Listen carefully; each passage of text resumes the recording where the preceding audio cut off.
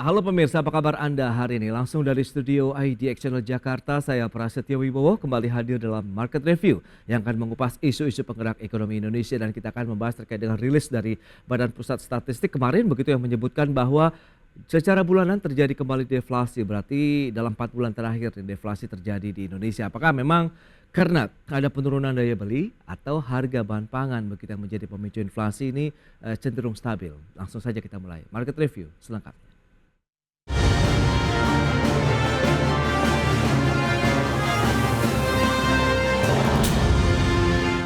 Badan Pusat Statistik mencatat deflasi kembali terjadi di bulan Agustus 2024 sebesar 0,03% secara bulanan. Dengan demikian, deflasi terjadi selama 4 bulan berturut-turut, di mana penyumbang deflasi terbesar adalah makanan, minuman, dan tembakau. Perkembangan harga berbagai komoditas pada bulan Agustus 2024 secara umum menunjukkan adanya kenaikan. Berdasarkan hasil pemantauan Badan Pusat Statistik di 150 kabupaten kota, terjadi inflasi secara tahunan sebesar 2,12% atau terjadi kenaikan indeks harga konsumen atau IHK dari 103,86 pada Agustus 2023 menjadi 106,06 pada Agustus 2024. BPS juga mencatat deflasi kembali terjadi secara bulanan sebesar 0,03% di bulan Agustus 2024 dan tingkat inflasi secara tahunan berjalan sebesar 0,87%. Dengan demikian, deflasi telah terjadi selama 4 bulan berturut-turut dari bulan Mei, Juni, Juli, dan Agustus 2024. Adapun penyumbang deflasi terbesar berasal dari kelompok makanan, minuman, dan tembakau. Pada Agustus 2024, terjadi deflasi sebesar 0,03% secara bulanan atau terjadi penurunan indeks harga konsumen dari 106,09 pada Juli 2024 menjadi 106,06 pada Agustus 2024. Sementara itu, secara year on year, terjadi inflasi sebesar 2,12% dan secara tahun kalender atau year to date terjadi inflasi sebesar 0,87%. Deflasi bulan Agustus 2024 ini lebih rendah dibandingkan Juli 2024 dan merupakan deflasi keempat pada tahun 2024. Sementara itu, kelompok pengeluaran makanan, minuman, dan tembakau juga tercatat menyumbang inflasi secara tahunan sebesar 3,39% dengan andil inflasi 0,96%. Dan komoditas penyumbang inflasi secara tahunan yaitu beras, sigaret kretek mesin, cabai rawit, kopi bubuk, gula pasir, sigaret kretek tangan, sigaret putih mesin, minyak goreng, dan kentang. Dari Jakarta, Rajo Patmo, IDX Channel.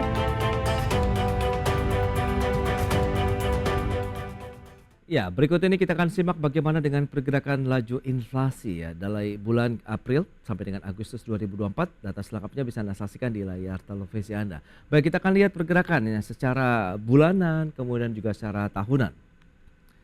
Baik, seperti yang bisa Anda saksikan, pergerakan inflasi secara tahunan memang cenderung turun, sempat menyentuh level tertinggi di 2,84% pada bulan Mei 2024. Namun cenderung turun lagi, kita lihat sampai dengan di bulan Agustus 2,12%. Sementara pergerakan secara bulanan untuk inflasi telah terjadi deflasi dalam 4 bulan berturut-turut, meskipun di bulan Agustus sudah mulai ada perbaikan 0,03% dibandingkan dengan bulan Juli 0,18%. Itu dia update pergerakan inflasi di bulan April hingga Agustus 2024.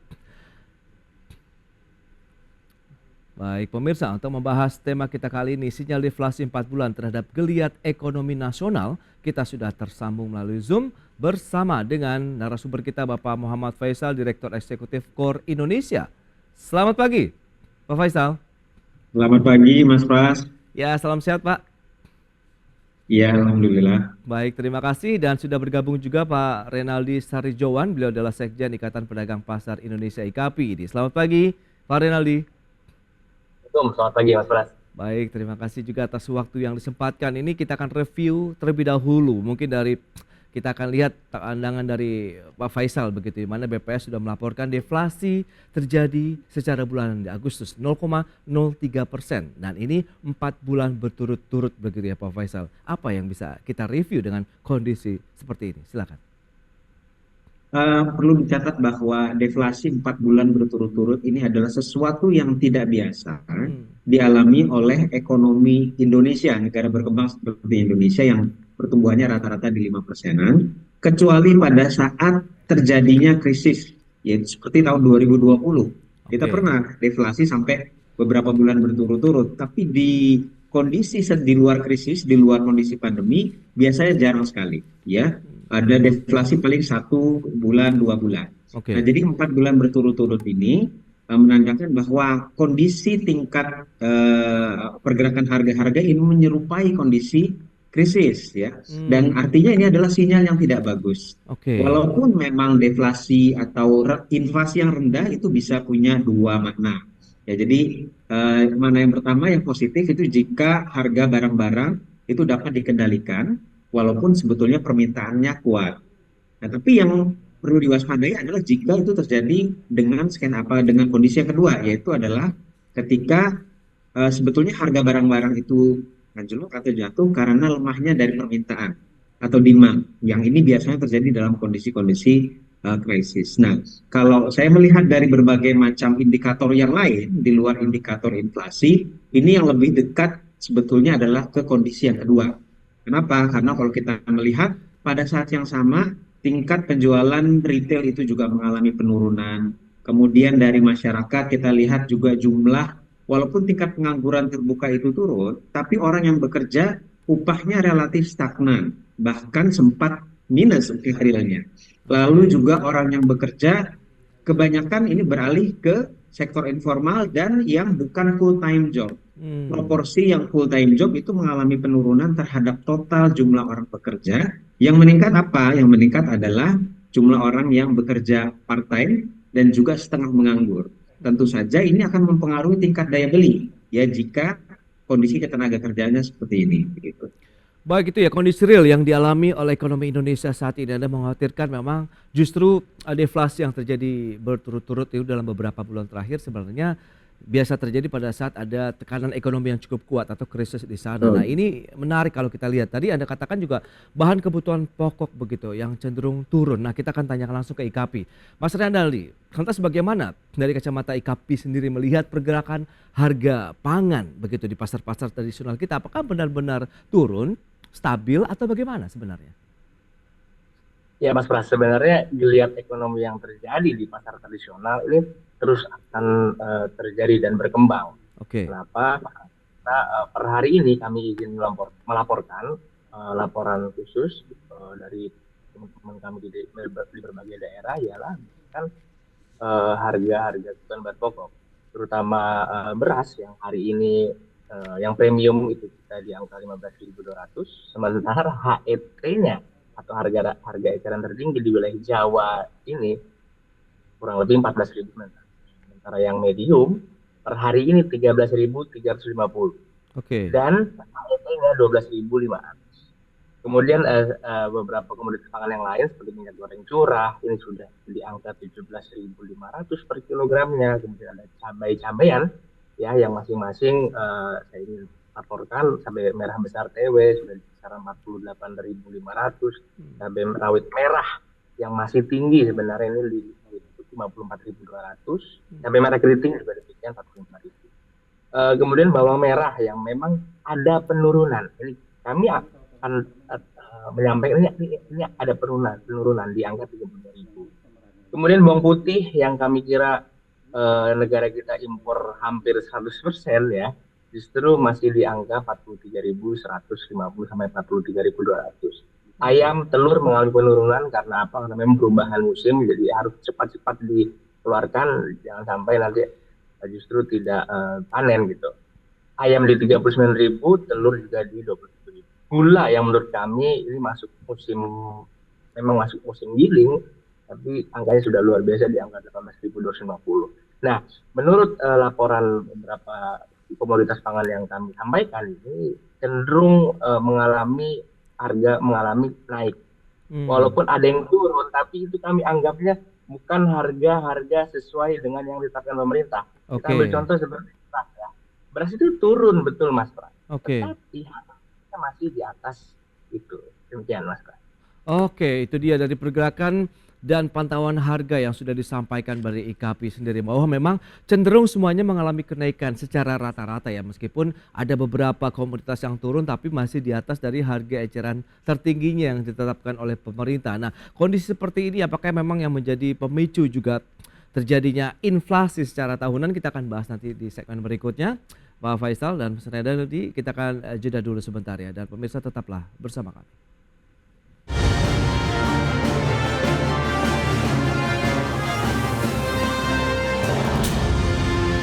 Ya, terima kasih Anda masih bergabung bersama kami dalam Market Review, dan berikut ini kami sampaikan data untuk Anda terkait dengan komoditas penyumbang deflasi di bulan Agustus 2024 itu apa saja. Ya, seperti yang bisa Anda saksikan di layar televisi Anda. Ada bawang merah, kemudian tomat, daging ayam ras, kemudian telur ayam ras. Ini rata-rata 0,08% untuk bawang merah, kemudian tomatnya 0,03%, daging ayam ras 0,03%, telur ayam rasnya 0,02%, sementara yang paling tipis 0,01% ada daun bawang, cabai merah, bayam, wortel, kol putih ya. Dan itu dia komoditas utama penyumbang deflasi. Lantas bagaimana dengan komoditas utama yang menyumbang inflasi juga ini? Kita lihat di bulan Agustus apa saja. Ada beras 0,43%, kemudian sigaret kretek mesin, cabai rawit, kemudian kopi bubuk, gula pasir, sigaret kretek tangan dan mesin, dan minyak goreng serta kentang. Ini dia penyumbang inflasi di bulan Agustus 2024. Kita akan lanjutkan kembali perbincangan bersama dengan Bapak Muhammad Faisal, Direktur Eksekutif KOR Indonesia, dan juga Mas Renaldi dari KAPI.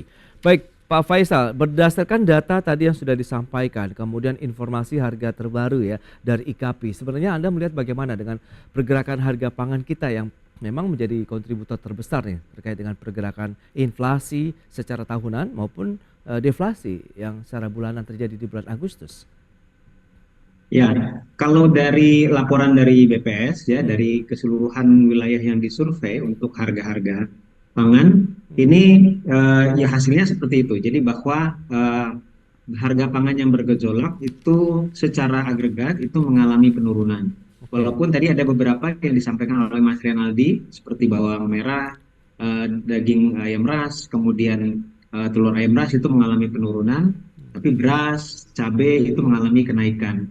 Nah, ini tentu saja antar daerah ada variasi ya. Jadi makanya disampaikan oleh BPS juga bahwa beberapa daerah itu ada inflasinya tinggi, ada yang inflasinya rendah. Seperti di bulan Agustus itu yang rendah itu misalkan yang paling rendah itu adalah di Kabupaten Timur Tengah Selatan, jadi di NTT sana.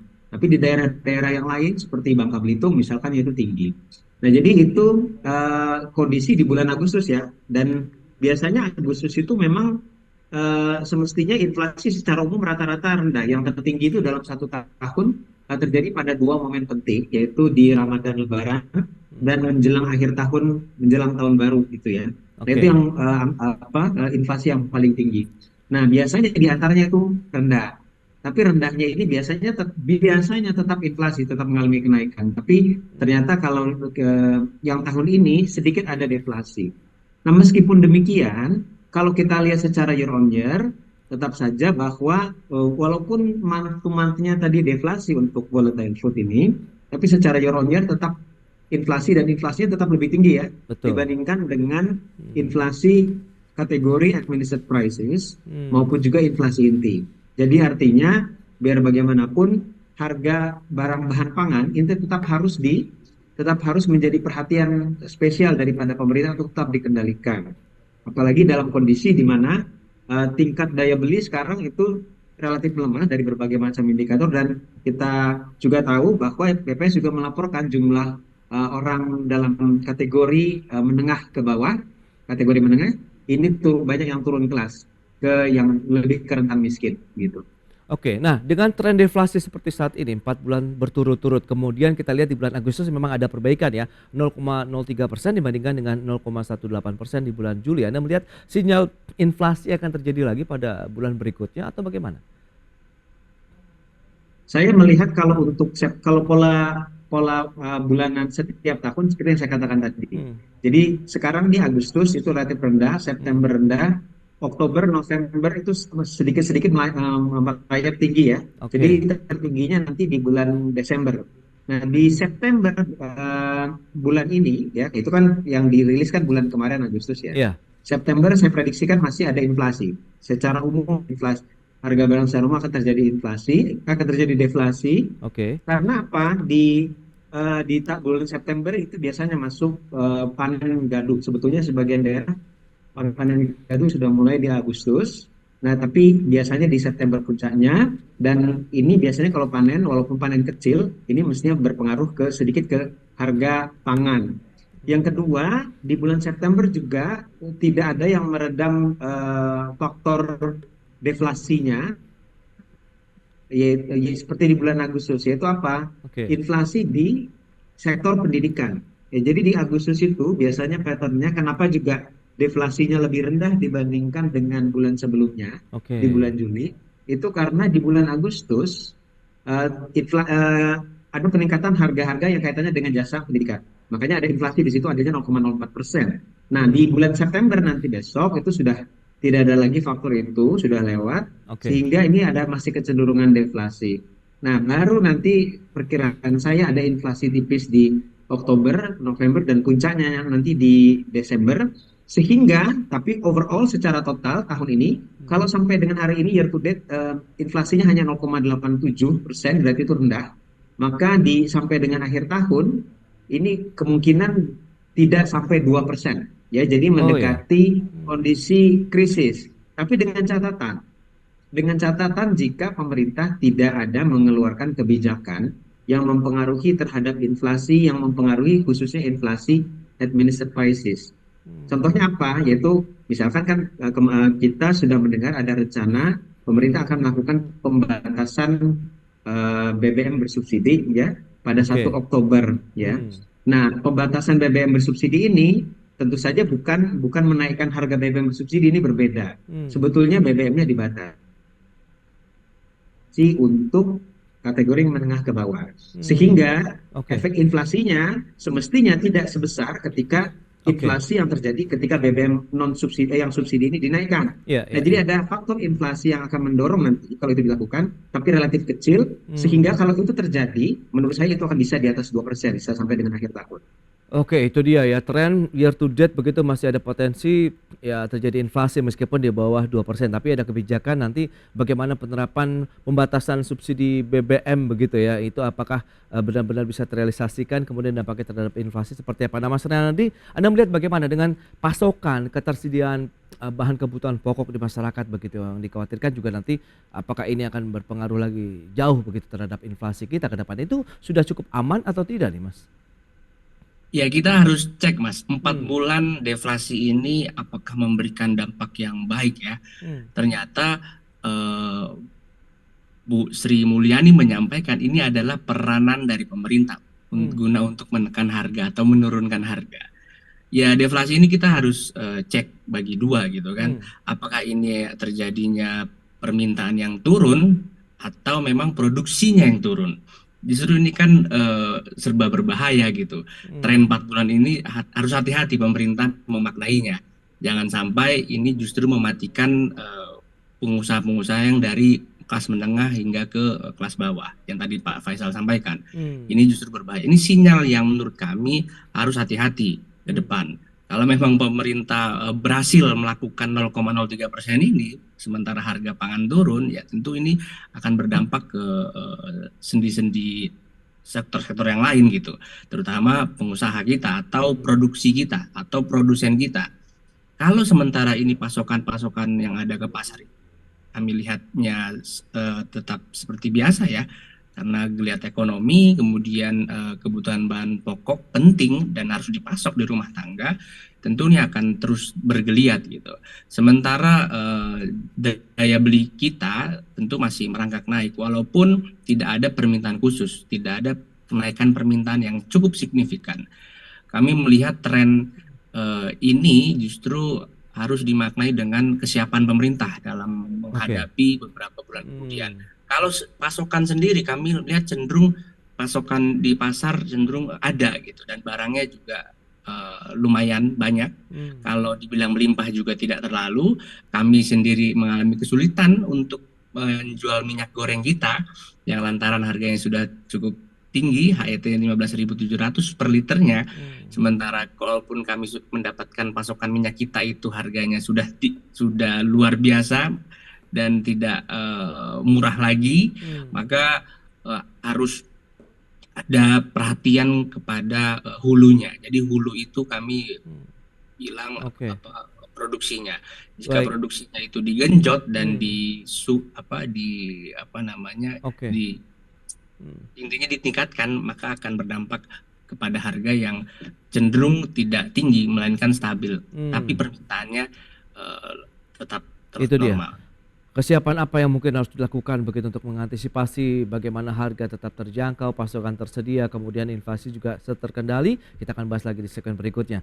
Kita akan jeda sebentar dan pemirsa, kami akan segera kembali sesaat lagi.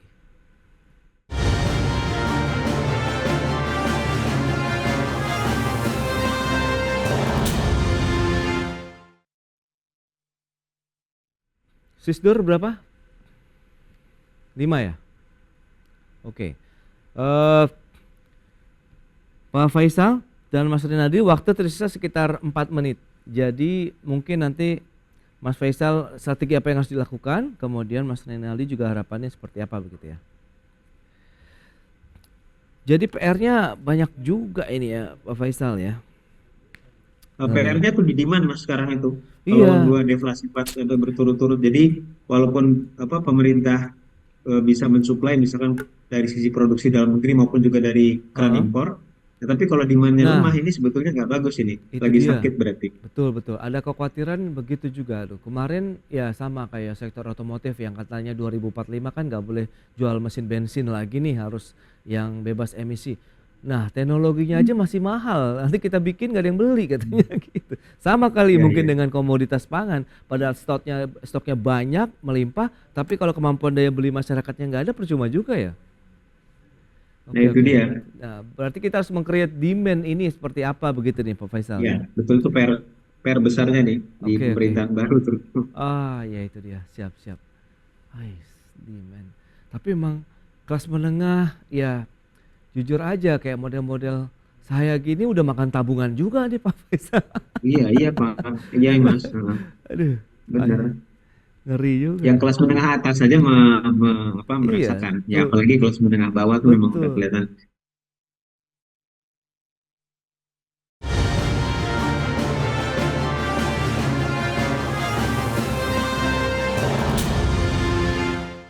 Kita lanjutkan kembali perbincangan menarik ini terkait dengan deflasi yang terjadi di bulan Agustus, 4 bulan berturut-turut. Pak Faisal, lantas bagaimana kesiapan langkah strategi yang harus dilakukan? Apakah pemerintah harus lebih jeli lagi bagaimana meng-create demand di masyarakat begitu? Silakan. Ya, jadi fokusnya PR besarnya sekarang menurut saya adalah dari sisi permintaan, demand ya, yang harus diangkat, di boosting ya. Karena ini sudah tidak dalam kondisi kontraksi juga tidak, tapi sangat lambat sekali. Ya, jadi sangat slow sekali, sehingga ini harus digairahkan dengan berbagai macam kebijakan fiskalnya ya, sektorialnya ya, moneternya juga harus dilonggarkan. Nah, dari sisi kebijakan fiskal dan juga sektorial yang dalam kendali pemerintah, fokusnya adalah memang satu, ciptakan lapangan pekerjaan yang khususnya yang formal ini yang terutama agak lambat tumbuhnya. Yang kedua, bagi yang sudah bekerja, ya termasuk yang di sektor informal, diberikan banyak insentif untuk mereka bisa naik pendapatannya. Ya, jadi baik itu dari sisi pendampingan, bukan hanya pembiayaannya, tapi terutama dari sisi akses pasar di dalam negeri. Nah, ini yang dibutuhkan untuk bisa menaikkan tingkat profitabilitas daripada pelaku usaha dan juga tingkat upah. Ya, nah ini yang perlu digenjot di dalam negeri, terutama juga termasuk diantaranya ini kaitannya dengan strategi investasi juga. Karena kalau investasi kan diharapkannya kan bisa menciptakan lapangan pekerjaan dan lapangan pekerjaan yang punya upah yang lebih decent, yang lebih bagus, good jobs ya, bukan asal bekerja saja. Nah ini yang PR terbesarnya itu Mas, saya rasa. Baik, baik. Nah, Mas Renaldi, lantas bagaimana Anda melihat dengan keterjangkauan harga saat ini? Apakah bisa terkendali sampai dengan beberapa waktu ke depan? Ya, untuk 1 bulan 2 bulan ke depan kami menganggap ini akan bisa dikendalikan oleh pemerintah. Cuma kita akan menghadapi yang namanya pilkada di bulan November dan tahun baru Oke, Nataru di bulan iya, Desember. iya, iya. Maka ini akan memancing gejolak harga. Tentu ke depan kami harus menyampaikan kepada pemerintah agar memperbaiki tata niaga pangan kita. Jadi kalau tata niaga pangan kita diperbaiki ke depannya, memiliki grand design pangan yang baik, desain pangan yang sehat, kami kira ke depan kita memiliki desain yang cukup untuk kita tatap ke depan selama 1 tahun. Dari sekarang dirancang tata niaganya, dari hulu ke hilir ada sinergitas, ada komunikasi koordinasi antar kementerian dan lembaga terkait di bidang pangan, maka bisa dipastikan komoditas-komoditas yang hari ini masih relatif tinggi harganya, apalagi menyumbangkan inflasi, tentu bisa tekan oleh pemerintah dan bisa dikendalikan oleh pemerintah. Tapi jika itu tidak bisa dilakukan, maka tiap hari kita akan mengalami yang namanya lonjakan harga atau gejolak harga di beberapa komoditas. Nah, yang harus diwaspadai ialah salah satunya minyak goreng dan beras. Jadi 2 komoditas ini hampir setiap bulan mengalami kenaikan walaupun sedikit-sedikit. Nah, puncaknya itu terjadi saat HET minyak goreng ditetapkan. Nah, ini yang berbahaya. Maka harus ada desainnya yang tadi kami sampaikan. Ketika tata niaga pangan yang tidak diperbaiki, maka sama saja seperti tahun-tahun sebelumnya kita mengalami kenaikan harga, bahkan terjadi kelangkaan di satu komoditas minyak ini. Maka kami beranggapan kalau pedagang itu kami yang penting mendapatkan kepastian saja barangnya. Ketika barangnya pasti dan ada bisa kami jual dan harga terjangkau, tentu masyarakat yang belanja ke pasar tradisional akan lebih semangat tentunya karena harganya terjangkau dan murah. Baik pemirsa, itu dia 2 poin yang perlu diperhatikan bersama-sama begitu, bagaimana kita menciptakan demand, penciptaan lapangan kerja begitu yang sudah disampaikan oleh Pak Faisal. Kemudian dari sisi IKP nih, pedagang pasar tradisional, yang penting barangnya ada, harganya terjangkau, itu pasti akan membuat satu jaminan ya terkait dengan kestabilan harga dan ketentraman juga di masyarakat begitu terkait dengan keterjangkauan mereka untuk bisa melakukan konsumsi. Baik, Pak Faisal, terima kasih banyak atas waktu sharing dan juga analisis yang sudah Anda sampaikan. Mas Renaldi, terima kasih juga atas insight dan informasi yang sudah Anda berikan kepada pemirsa pada hari ini. Selamat melanjutkan aktivitas Anda kembali. Salam sehat Pak Faisal, Mas Renaldi, terima kasih. Ya, terima kasih Mas. Pak Faisal.